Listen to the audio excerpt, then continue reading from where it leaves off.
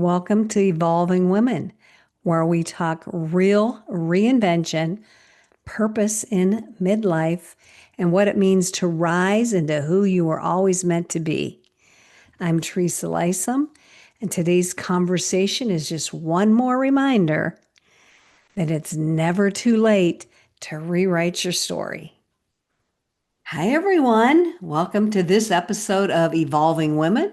I'm Teresa Lysam, and I'm here today with my special guest co-host, Maria Leonard-Olsen. Hi, how you doing, Maria? Hi. So good to have you here. Thank you so much.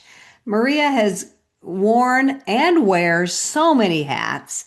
It's almost, I'm not going to be able to list them all. I'm just going to throw a few out there, but she's an attorney, a podcast host, an author, a TED Talk speaker, a motivational speaker. Like I could go on, a world traveler. So, Maria, please, let's start by talking about your book called 50 After 50, and we'll see where this conversation takes us. Sure, sure. Yeah. In my 50th year, which now is 12 years ago, I was newly divorced. I had just gotten sober and I was living alone for the first time in my life and I felt rudderless. So, as a gift to myself for my 50th year, I decided to try 50 new things to Mm. determine how I wanted to live the next chapter. And I didn't intend to write a book, but people kept asking me for the list. So I got an agent, got a great publisher, and wrote that book, which now, years later, is still a platform for public speaking. I did a TEDx talk about it, and people still contact me because it really hit a nerve. 50 seems to be a really big reckoning point for many Mm. people. And I significantly changed my life that year through doing all of these things. Now I'm 62 and I have written 60 After 60, which Mm. I won't be getting published until uh, a book in between is done because I'm really focused on this other book about DNA tests, which we can talk about if Hmm. we have time. Hmm. But the 50 After 50, for instance, CBS Sunday Morning contacted me out of the blue and had me on a segment about bucket lists, which was Mm. so popular that they aired twice. Wow. And I think it is because not anyone, I don't think I've ever met another person who wanted to do 50 new things in their 50th year. But the point of the book is that if you don't like how your life is going, change something. We all Mm. have agency to do something different. And some of the things in the book were really big, like I moved to Nepal and lived for 2 months high in the Himalayas without running water or electricity, volunteering at a school. To small things like developing a daily meditation practice, which for me is simply building in deep cleansing breaths throughout my day to recenter me rather than 10 minutes or an hour Hmm. of full-blown meditation as it's portrayed in the media. So meditation can take many, many forms, and walking meditation is also something I've incorporated into my life as I move through my day. So, and not all of the 50 things I did are things I'd ever want to do again, but they all taught me something about how I wanted to live the rest of my life. Oh my gosh, I love that. And I thank you for giving me two examples, Nepal and your meditation practice, which you're doing it your way. Yes. You don't have to follow what everybody else has dictated or suggested. So I applaud you for that. And Nepal is huge. I mean, out of all the countries in the world, Yeah. that one in particular would really be out of your comfort zone for sure. Yes, So yes, and that is especially huge. because this village was so remote. It was an 8-hour hike from the closest road, and I was the first Westerner that most of the people in the village had ever met. Wow. Yeah. Wow. So it was a new experience for them as well. Yes. So Absolutely. these items on your list, when you decided to do this, you were inspired to do this, I'm assuming. And did you create the list in advance or did you make it up as you went? A little of both. I keep a list on in the notes function on my phone of things that I'd like to try. And then sometimes I discard things if I decide, nah, not really. Or I add to it. And for the 50 project, I prioritize them. I thought about what was really doable given my finances Hmm. and my physical Yeah, abilities. And right. so, for instance, someday I want to do skydiving, but I wasn't ready then. I'm ready now, but I wasn't ready at 50. Hmm. And so I did indoor skydiving and hang gliding and zip lining instead. So everyone should just honor their own bandwidth, really. And when I talk about all the places I've traveled to, like I've traveled to 80 countries, Wow. and I hope I have a goal for myself of 100 countries by age 65. Wow. But what I want to say, travel isn't everyone's bag. And so sometimes some of my travel, which I described in the book, consisted of walking to a new town nearby. Or I go to New York City a lot because my son lives there and I actually love New York City, wandering through a new neighborhood because New York has so many little villages Hmm. within it. One of Hmm. my friends who lives there never leaves a 10 block radius of her apartment because it has everything she wants. Hmm. And there are different characteristics of the different neighborhoods. So I've lived in Washington, D.C. for most of my life, but I recently did a tour of the Library of Congress. I had Mm. never done that before, and it is such a treasure. It's the largest library in the country. And why hadn't I gone there before? There are hidden gems all over our country. So Hmm. anyone listening, don't think that, oh, I can't do that. Well, you can go to see something in your state that you haven't seen before. Or even walking in my neighborhood, I've noticed gardens I've never seen before that Hmm. I've passed hundreds of times, Yes. but been too busy to really appreciate. So that was the point of doing these 50 things, is to get me moving and noticing and Hmm. appreciating and savoring. Right. I love that. And being mindful and Mm, enjoying the moment and being present in the moment. And I totally get the walking, paying attention to things around you. I do the same thing. I walk the same way again and again. I did that when I lived in Ohio. I must have walked the same way 1,000 times. mhm. And so I would kind of challenging myself. What am I going to see different today? What's a different perspective I could see? Because I was just so used to, like becomes background Mm. noise, but it's background vision basically. And so, yeah, it's a really interesting to see what you could see every time you pass the exact same 10 feet of space. Yes, yes. Or the people you might meet if you let yourself slow down a little bit. Right. You Right. never And I, know. and I love that you picked up that there's so many things local to us that we've never been to. And Hmm. like you live like 20 miles down the road, but you've never been there. Why not? So I love that idea as well, to find something within a certain radius of mileage and just see what you can discover new in that radius of Yeah, and now with the internet, you can search what to see in my state, or you could even Google and look on the map and see what's near you that you've never gone to before. Like the whole world is opened. And let's say you have physical constraints. You can go online and do a tour of the great museums of the world from your couch. hmm There is so much to learn and see and do. And I firmly believe that when we stop learning and challenging ourselves, we hasten our deaths. Totally Or, agree. Totally agree. You're exactly right. There's always something, and we have no excuses now, as you said with the internet. Yeah, you just open your laptop, get on your computer, even your phone, and the world is your oyster. yeah, There's so much out there. We'll never there get it really all is. done, There nor really, that we want to. That would yeah. be boring. So you're going to go ahead or you've already done your 60 things? I've done my 60 You've done things. your 60 Yeah. things. So are these totally different things than what were in the 50 list? They're totally different. Wow. Yes.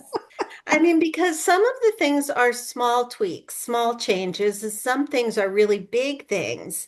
Um, an example of a small thing that didn't cost me anything to do was to be very mindful about who I was spending my time with, because Mm-hmm. we tend to take on the characteristics of the five people with whom we spend the Yeah. most time. So I Mm-hmm. sort of curated my friendships and my relationships. There are certain family members that, or people at work that most of us have to see whether we like to or not, but there are ways to have healthy boundaries and to limit your time. So I feel less obligation to keep up certain friendships or to see certain family members if they are truly negative people Mm-hmm. and that I have nothing in common with anymore.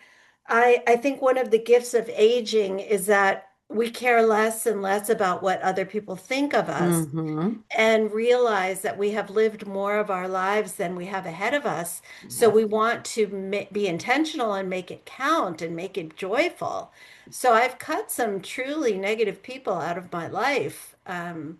Not with saying anything about them to them, but Mm-hmm. just being careful about my time. And I'm no longer saying yes so much to other people's demands of me. If someone asks me to do something, I'll question whether would say yes just to be a people pleaser, or if I truly want to do it, if it's bringing me towards who I want to be or not. And then I frequently say, "Oh, thank you so much. I have another obligation."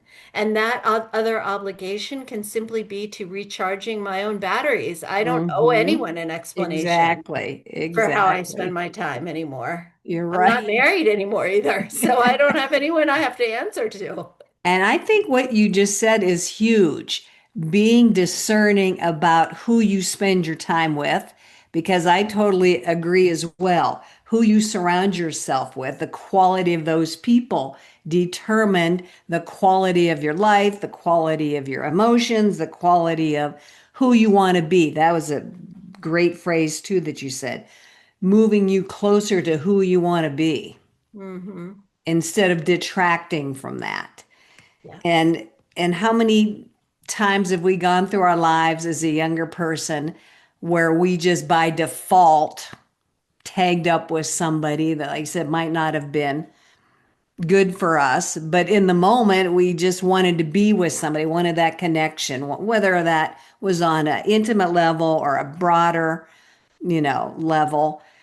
And so I guess you have to move through that and to get to the point where you're like, okay, I need to figure this out. And like you said, weed out certain people or step back from certain people, which can be difficult in some cases, I'm sure. Yeah. Or it could be easy in some cases too. But just to have that awareness around the quality of people who you are surrounding yourself with. Yeah, and by the same token, I am very deliberate about nurturing the most important relationships that I have in my life. Like Mm. at certain busy points in my life, I will make notes in my calendar to reach out to these friends who I really want to keep in my life, Mm-hmm. or Mm-hmm. to schedule a walk with someone, and to have someone be an accountability partner for a goal that I have in my life. I have different kinds of accountability partners, one for writing projects, one for exercise, because I don't really like exercise, but I know it's important for my health. So if I know someone is going to be waiting on the corner to walk with me, on a certain date, I'll show up. Yeah. But if I Yeah. didn't have that date, I probably wouldn't do anything physical that day. Right. Oh my gosh. I'm so many good insights that you've just shared with us. But I do want to ask you whether it be the 50 or the 60, maybe you don't want to give us a sneak peek into the 60 list, but so you can pick from the 50, but what was one or two examples of something you would never want to do again, but you were glad Okay. you did it in the moment? Yes. Well, I am not a very good singer, but I wanted to know what it would feel like to be on a stage and sing. My son is an actor, singer, and dancer who is pretty famous among young people. And I signed up for an open mic night and I got up and I belted out a song and I was terrible. And people were polite in their very quiet applause. Hmm. And I'm Hmm. never going to do that again. But what it did for me was it expanded my comfort zone for being on stages as a public speaker. And it was an exercise in discovering or reinforcing that courage is not the absence of fear, because I was Mm. scared, but feeling the fear and doing the thing Mm. anyway. So I wanted to challenge myself, and I did, but I have no need to do that ever again. I also got my motorcycle license and a motorcycle with a sidecar for my dog. Ooh, fun. And it was so much fun. And I had the motorcycle for a couple of years and had a lot of fun with it, but I didn't use it enough. Like I'm not going to go on the highway on a motorcycle. It's just too dangerous for me. So I didn't think it was a good enough use of my money, and I wanted to use that money to travel. So I sold the motorcycle. I still have my motorcycle license, but I'm probably not going to buy another motorcycle. Oh Probably my not. gosh. I love that. And I love that you said it gave you some confidence. So even if you didn't like that singing experience, it still helped you discover something about yourself, gave you a little boost of confidence, gave you the idea that you could do something that was scary and uncomfortable and live to tell about it. Yes, Live through it and get to the other side and like, well, that didn't like that feeling. Check that off the list. yes, So exactly. I love that. So it's not considered a failure. It's just another experience that you don't want to repeat. That's right. That's right. Oh my gosh, that's fabulous. How about the countries you've been in? Have you traveled yourself there? Have you traveled with groups? And which one was your favorite? I've done it all different kinds of ways. Some solo travel, some with groups, some with women's groups. And I like, there is probably a top 10 for me for different reasons. For instance, I went to Antarctica, and that is a place Ooh, without parallel. And wow. that is a one-time experience probably for me. Wow. But I'm so glad I got to see it. It was the seventh continent for me. It's otherworldly. The Mm. penguins are so adorable and amazing. And I even got to camp on the ice for one night and woke up to a Wow. penguin looking at me. And I'll never have another experience like that again. I would say a country that's more accessible to more people would likely be Thailand because Okay. it's so inexpensive and so beautiful. The weather is great. The beaches are so beautiful and it's Mm. cheap, cheap, cheap.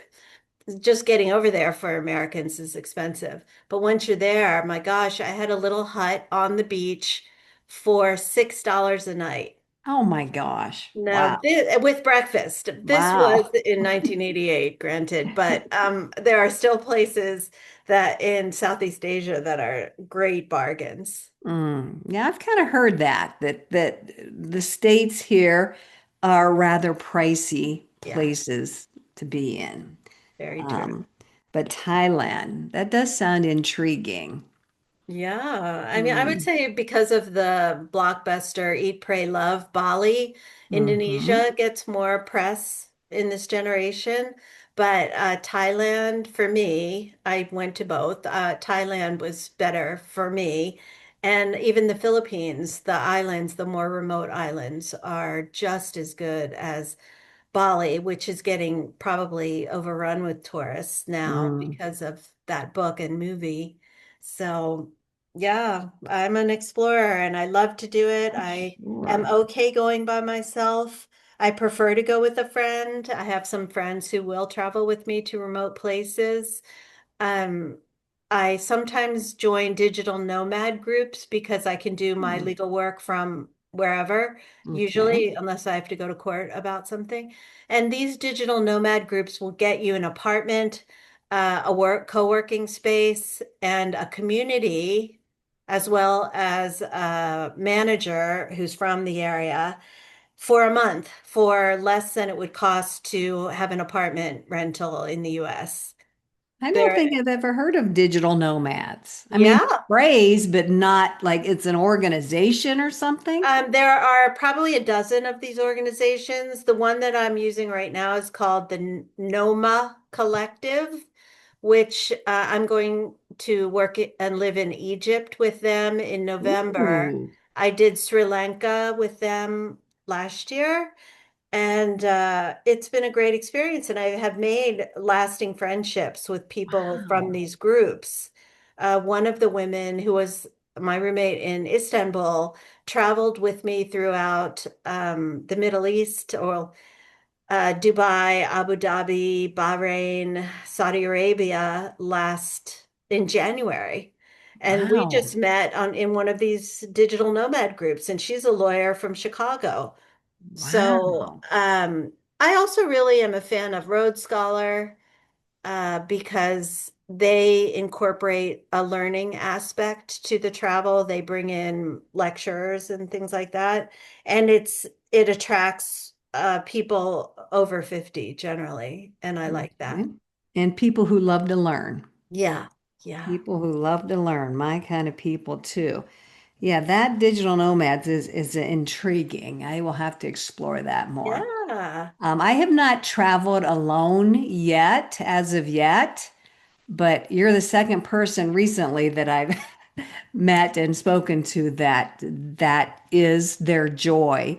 And, they had to take some steps to get to that point, overcome some personal anxiety, Yeah. personal fear to get to be able to travel alone. But did you feel you had to overcome those little baby steps to get you to where you could feel comfortable traveling alone, Definitely. solo? I would recommend for someone who has any anxiety about it or who has never done it to do a domestic trip first. Go by yourself and get over the feeling because of societal expectations, your first meal alone can sometimes feel uncomfortable. So go do some of those things before you're in a foreign country doing these Mm-hmm. things. Right, right. And read up about how to keep yourself safe, especially as a woman. I don't Mm-hmm. go out at night when I'm alone in a foreign country, or probably anywhere. I do all of my touring during the day, unless I'm with a group at night. And I'm very aware of how to stay safe and I register, for instance, with the State Department, their STEP program, so that if there is anything that happens when I'm abroad, I'll know about it and I'll know where the embassy is and how to get out. I That's good. always let somebody know where I am and put my location on Find My Friends so they can find me if they need to. And just typical being aware of your surroundings, not traveling wearing flashy stuff at Mm-hmm. all. Mm-hmm. Um, Making sure that you're in a secure building. And if you have trusting your instincts, if you feel like something's off about wherever you are, just leave. Um, and so I do these things to keep myself safe, and I've been really fortunate. And and I love that you're proactive, you're smart, you're being smart about your travels, being aware, and it all comes down to self-trust as well. Being Yeah. able to trust yourself to handle things, put all of your safety pieces in place, your proactive research, like you said, find out where the embassy is, all that stuff. Yeah. And trust yourself to be able to do it and figure it out after you get everything prepped and ready. Yes, absolutely. Mm, that is so cool. You're inspiring me for sure. Yay. And Antarctica, man, whew. I didn't realize they took like regular people there. You know what I mean? Like tourists? I thought Yeah. that was only like for scientists and stuff like that. Well, the only people who live in Antarctica are scientists, but there are plenty of tour companies now. They limit the amount of ships that get to go there, but you can go. What I would advise you if you're interested in going is to either reserve far in advance if you know exactly when you want to go and what kind of tour you want. There are some ships that aren't as expensive, but don't allow you to actually get out off the ship and go on the land. But what I did, because I really wanted to save money, is I flew to Ushuaia, which is the southernmost part of Argentina, the closest landmass to Antarctica. I went around to the different travel agencies and said, "Do you have any ships going out where you have a cabin not filled?" And if they do, I got my trip for half of what everyone else on the Wow. flight on the Wow. boat paid. You go, girl. Yeah, because it can cost anywhere from 5,000 to $20,000. Wow. Um, and the average is somewhere in between. But I didn't want to spend that kind of money. So I was willing to have some flexibility and I was at the time living in Buenos Aires, so it wasn't that far for me to fly Hmm. to Ushuaia. So there are ways to save money, and there are really great Facebook groups for women who travel over 50. And so I joined those to get ideas or to ask questions. And the groups are very helpful, and you might even find a travel partner on those groups. So I would recommend doing that. Wow. And there's good people everywhere, isn't there? Yeah, You know, yeah. we sometimes think we live in a terrifying world because we're fed so many fear-based stories and energy. And I truly believe, as I just said, there are good people everywhere. Every place, which I have not been places like you, but every place I go, there's always wonderful people to help me along the way. Yeah. And to they're so friendly. And so it kind of saddens me when people don't come at the what they're doing from that perspective.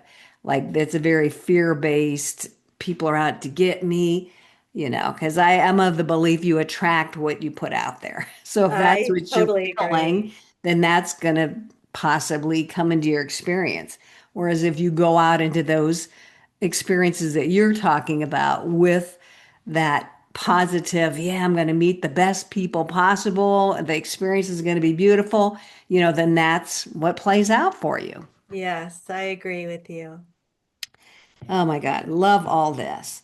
So I would like to touch base with around your TEDx talk before I let you go.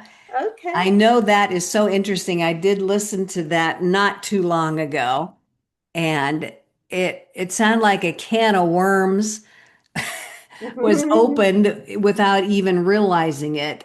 And so maybe you could just touch upon that in a short way, just so other people can go check out your TEDx talk and get a fuller story around it. Thanks. Thanks so much. Yes, I took a DNA test at age 52 because it was gifted to me. And what I found out was that the dad who raised me is not my biological father. I also found out that I, a lifelong Catholic, am half Ashkenazi Jew. So these discoveries upended my world I for bet. a while, but I was able to find my biological father and forge a beautiful relationship with him. As a lawyer, I did a lot of research about these tests, and I want to make people aware that these tests, which are marketed as fun holiday gifts, Yep. can really have serious ramifications for your life in the fields of insurance, privacy, law enforcement, immigration, so forth. Wow. So my TEDx talk, which you can get either Google my name or go to my website, marialeonardolsen.com, and there's a link, It's my second TEDx talk, and it was chosen as an editor's pick, which fewer than 1% of all TEDx talks get this Ooh, cool. designation because they, like me, believe that it's important and it can help a lot of people who are blindsided by DNA tests and don't even realize what they're getting into. Right.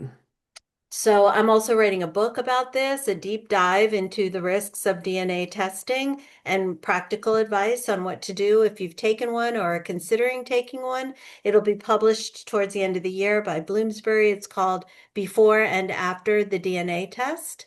So yeah, it's available for pre-order on Amazon or Bloomsbury Publishing, but you can get a summary of it by listening to the TEDx talk. Mm. And we'll link all that in the description here so Thank people can you. just easily click on them and it'll take you right there. But what a turn of your life doing something that you probably didn't really think much about when you first initially did it. And like you Yes. said, how many other people are doing that? Even just the genealogy things that you can do nowadays. And it's just an innocent Yeah, activity that, ooh, this might be interesting. And then boom, it like, look at how it changed the course of your life. You're writing a book. You did TEDx talks on it. You've done, it's it's just like totally turned everything around for you. it really did. And I've interviewed hundreds of people who have had similar experiences. Like a lot of men our age donated sperm while they were students to make money, and now they're discovering they have 30 kids Wow. who want to meet them. Yeah, it's a crazy world out there, and the legislation hasn't caught up with the scientific advances. So people should be aware of what's happening in this. I mean, millions of people have taken these tests, and about a quarter of them have found a relative that they didn't know about. Wow. So it could be disruptive to family dynamics. Like I said, the legalities of it, I never would have even gone down that way with my thoughts. Like Yeah. it's only affecting me, nobody else. But Right. It's from so what you not, just that's said, not it's true. For wow. instance, if anyone in my bloodline commits a crime for which DNA evidence is relevant, they'll be found probably faster because Wow. my DNA is in the system now. It may be subpoenaed by law enforcement, or some DNA testing companies don't even require a subpoena.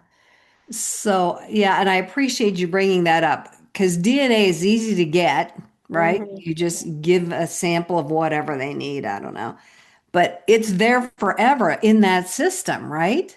Well, I deleted my record from 23andMe because they had a significant data breach, and somebody sold the data of anyone with Jewish ancestry to on the dark web to some bad actors. And Mm, so I took mine down because I already found my relatives. And hmm. so it's possible to get your DNA removed from the system in for most of these companies, but you don't know for sure if they did it. And Right, right. changes of policies and ownership, and they sell data for scientific research, and many of the research companies are tied with China, who China probably has all of our records anyway at this point. Right. So it's just really a web of things that can happen when you innocently allow your DNA to be tested.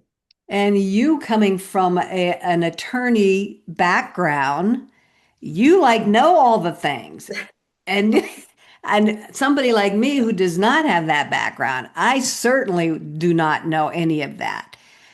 So for you to kind of have to really understand it and see the ramifications and deal with it is more, like for me to be like, I couldn't even do a fraction of what you do or your knowledge base. And I don't know if that made sense or not, but it did in my own head.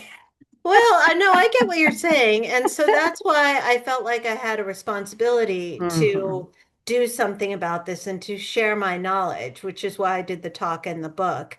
And For in the sure. book, I'm trying to make it very accessible to a non-lawyer, but Yes. also understandable and usable with, I have 1,400 end notes for a practitioner to use if they are bringing a lawsuit or need to advise or protect their clients. So it'll be a pretty accessible but also very useful reference book.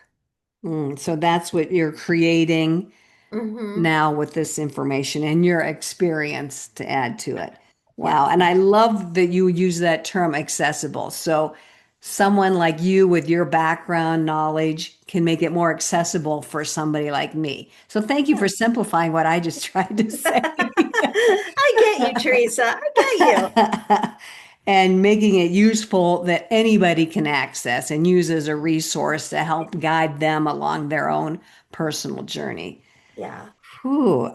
And you're right, that is so important for you to be able to do that. So thank you for that, for getting that information out and making it accessible to us because I never would have even considered that. And I know you have so many more life experiences and insights to share with us that we could probably talk for another hour. But I Maybe. am going to have to say we have to kind of tie up some loose ends. And Okay. I am so grateful for you taking some time to share and to spend with us. So thank you for that. And is there anything that you want to just share with our viewers and our listeners before we finish up this episode? Yes, first I want to share that I attended a workshop that Teresa co-hosted and co-led, and it was so fabulous. Take the opportunity if you get to go to something Teresa teaches because it gave me different insights about my health, various aspects of my health and well-being, in a very fun way of teaching. The participants all loved it, and we all bonded well because they present in an entertaining, informative, relaxed, uplifting way. And I think of all the seminars I've gone to, I mean, yours was really unique and impactful. So I thank you for that. Oh, my Um, Secondly, I would encourage all of you to think about listening to my podcast, which is called Becoming Your Best Version. yes. And it's on all the platforms. And I interview inspiring women and ask them the following question: what do you do to become your best version? I've never gotten the same answer to that question. I compile the answer to that question every other year into an ebook available on Mm. Amazon so that I am collecting all this wisdom of women and putting it together for people to listen to or read. Oh my gosh, I love that. And I love that question. What do you do to become your best self? And to me, that's an evolution, an Yeah, evolutionary process. And every day, at least in my mind, what I feel I'm doing is every day I'm doing something incremental to become and to fully realize my best self. yeah, As me we too. said, there's so many opportunities out there. And so, yeah, that would be a really interesting question to ask people. I've been thinking about one question I ask all my guests, and I have not come up with it yet. But thank you for inspiring me with yours. That's a great question, and I so appreciate your kind words. Thank you so much. That was very sweet of you. But like I said before, we're going to put Maria's information in the description with this recording. You're welcome to check her out there and connect with her. Go check out her podcast, her TED Talk, and I'm sure they could just connect with you one on one, Yeah, yeah, correct? definitely. There's a way to contact me on my website, marialeonardolsen.com, and I get back to every single person who contacts me. That is awesome. And so you're so inspiring. Thank you so much for all Thank that you're doing out there in the world. Thank you for making information accessible to us people that don't know. you. And thank you again for your time. Thank you for everybody who's listened in on this. And oops, let me get my little thing. I always forget this, so I made a little sign. Do all the things. Smart, smart. And we will see everybody in the next episode. Thank you again, Maria. Bye, everybody. Thank you.